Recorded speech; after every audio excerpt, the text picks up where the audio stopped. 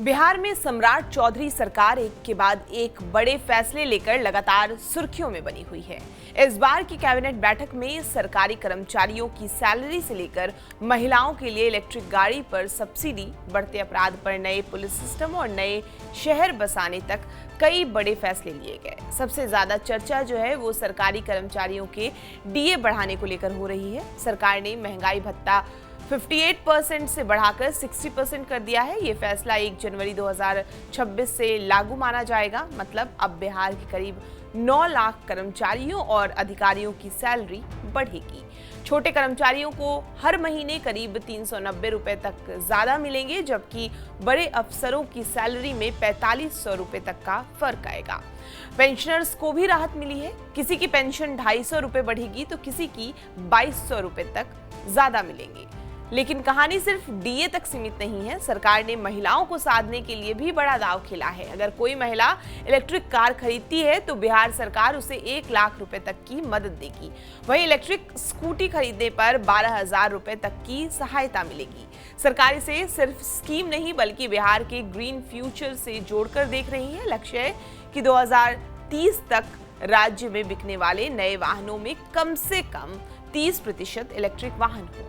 उधर बढ़ते अपराध को लेकर भी सरकार अब ज्यादा आक्रामक दिख रही है। पूर्वी चंपारण, समस्तीपुर, वैशाली, मधुबनी और सिवान जैसे संवेदनशील जिलों में रूरल एसपी यानी ग्रामीण एसपी की नई पोस्ट बनाई गई है। सरकार का मानना है कि इन इलाकों में जमीन विवाद, संगठित अपराध, सांप्रदायिक तनाव और सीमावर्ती गतिविधियां लगातार चुनौती बनी हुई हैं। खासकर सिवान और पूर्वी चंपारण का नाम आते ही राजनीति से लेकर अपराध तक की पुरानी कहानियां याद आने लगती है। ऐसे में सरकार अब अलग पुलिस निगरानी के जरिए कानून व्यवस्था पर पकड़ मजबूत करना चाहती है। सम्राट सरकार की शुरुआती कैबिनेट बैठकों को देखें तो साफ दिखता है कि सरकार सिर्फ एक सेक्टर पर नहीं बल्कि हर वर्ग को टारगेट कर रही है। पहली कैबिनेट बैठक में 11 नए आधुनिक शहर बसाने का फैसला लिया गया। पटना के पास पाटलिपुत्रा, सोनपुर के पास हरिहरनाथपुर जैसे नए टाउनशिप बसाने की तैयारी है। इसके लिए कई जगहों पर जमीन की खरीद बिक्री तक रोक दी गई ताकि पहले मास्टर प्लान तैयार हो सके। यानी सरकार अब बिहार में भी प्लानिंग वाले शहर बनाने की बात कर रही है, जहां सड़क, ड्रेनेज, बाजार सब कुछ पहले से तय होगा। बुजुर्गों को लेकर भी एक ऐसा फैसला लिया गया जिसकी काफी चर्चा हुई। अब 80 साल से ज्यादा उम्र के लोगों को जमीन रजिस्ट्री के लिए ऑफिस के चक्कर नहीं लगाने होंगे। सरकारी कर्मचारी खुद उनके घर जाकर प्रक्रिया पूरी करेंगे। सड़क हादसों को लेकर भी बड़ा बदलाव हुआ है। अब सामूहिक सड़क दुर्घटना को स्थानीय आपदा माना जाएगा। मतलब बाढ़ या भूकंप की तरह सड़क हादसे के पीड़ित परिवारों को भी एसडीआरएफ फंड से मुआवजा मिलेगा। महिलाओं की सुरक्षा के लिए भी पुलिस दीदी योजना लाई गई है। इसके तहत महिला पुलिसकर्मी को हजारों स्कूटी और बाइक दी जाएंगी ताकि स्कूल कॉलेज जाने वाली लड़कियों की सुरक्षा पर नजर रखी जा सके। धार्मिक पर्यटन पर भी सरकार फोकस बढ़ा रही है। सोनपुर के बाबा हरिनाथ मंदिर को काशी विश्वनाथ कॉरिडोर की तर्ज पर विकसित किया जाएगा।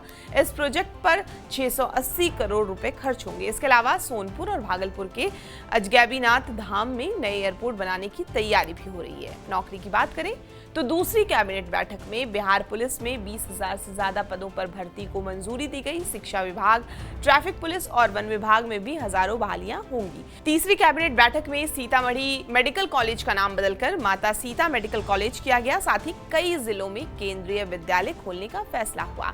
सरकार अब सड़कों पर भी बड़ा खर्च करने जा रही है। करीब 19,000 किलोमीटर सड़कों के रखरखाव पर 16,000 करोड़ रुपए खर्च होंगे और निगरानी में एआई तकनीक का इस्तेमाल किया जाएगा। कुल मिलाकर देखें तो सम्राट सरकार की शुरुआती कैबिनेट बैठक से एक बात साफ है कि सरकार सिर्फ घोषणाएं नहीं बल्कि हर वर्ग को अलग अलग संदेश देने की कोशिश कर रही है। कर्मचारियों को राहत, महिलाओं को फायदा, अपराध पर सख्ती, नौकरी का वादा और धार्मिक और इंफ्रास्ट्रक्चर प्रोजेक्ट, यानी राजनीति और प्रशासन दोनों मोर्चों पर बड़े नैरेटिव सेट करने की तैयारी दिख रही है।